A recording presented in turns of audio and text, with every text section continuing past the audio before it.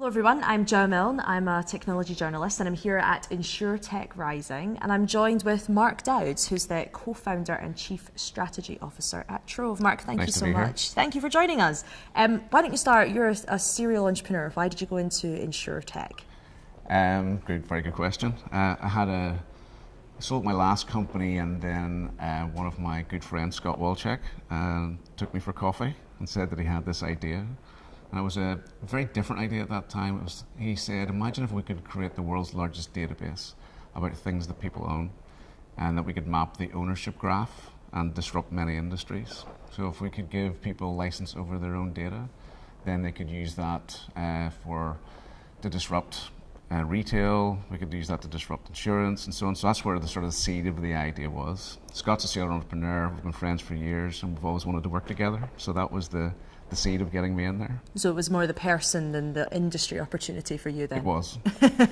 So obviously Trov is grown massively now. Tell us a little bit about the importance of partnerships in the InsurTech space, specifically for you guys too. Yeah, partnerships are vital in the insurance space, because you've got reinsurance, you've got the retail insurers, many players. So again, all learning to work together is vital.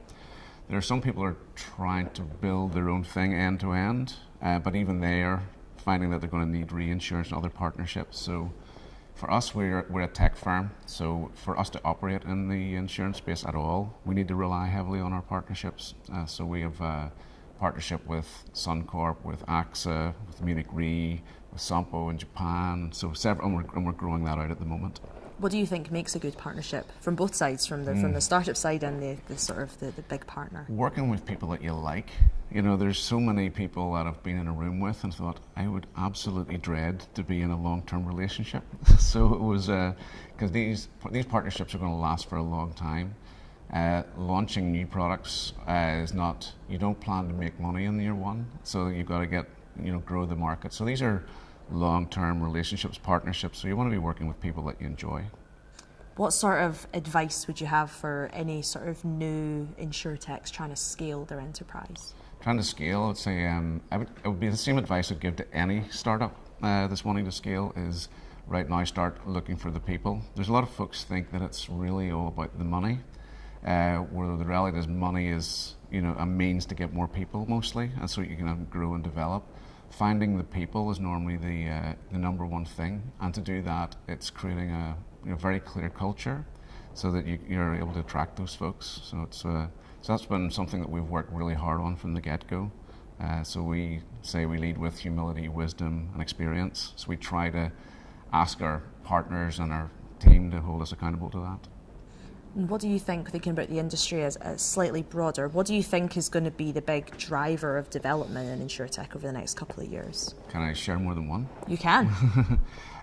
Over the next season, there's going to be a couple of things I think are going to really shift the focus in InsurTech and with insurance companies. One of those is a change in ownership. So at the moment, there's a massive change of ownership, where a big growth moving from owning homes to renting homes. So the dynamic of that shift is going to really put a massive focus and need for InsurTech to be able to play. Also with a change of ownership to cars, as we shift to more leasing models, OEMs launching with their own products, built-in insurance, the launch of autonomous vehicles, all of that sort of stuff is going to be, I think, one of the biggest pieces that's going to force a lot of change within the industry. The second one is moving from from human to machine, a change of control. So we're going to see a lot, obviously, with AI emergence of what that does. And if I mentioned autonomous vehicles, so we think about how do you insure robots. The insurance industry has heavily relied upon historical data, but we're slowly going into a world where new products are needed and there's no data about those products, or again, how do you insure these machines, and what will they do?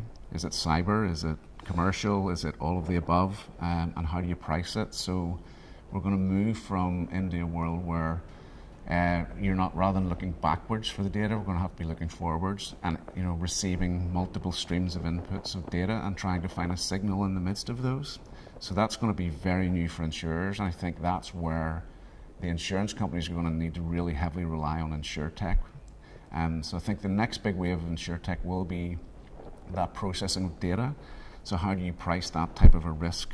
How do you mitigate fraud in the middle of that? So the last season there's been a lot of, last season I mean the last few years, a lot of sort of broker models, consumer models and consumer brands among InsurTech. I think the next season you're going to see sort of the guts, sort of the more the infrastructure, sort of the deeper side of things that's going to be behind the scenes and not so in the InsurTech world.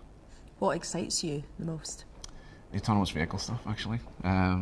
We recently got a contract with Waymo, that's Google's autonomous vehicle. So that part has been very interesting for us to learn what that means and to get that live. And we're in the process of partnering with several others. So that space and the ride share and also the subscription models that are coming out. So a lot in the auto space, because I'm just seeing it's so significantly disruptive, because we've got a lot of retail insurers, and about 40% of their book of business can be motor. And with looking at some of the plans of some of these other players, it's going to massively disrupt.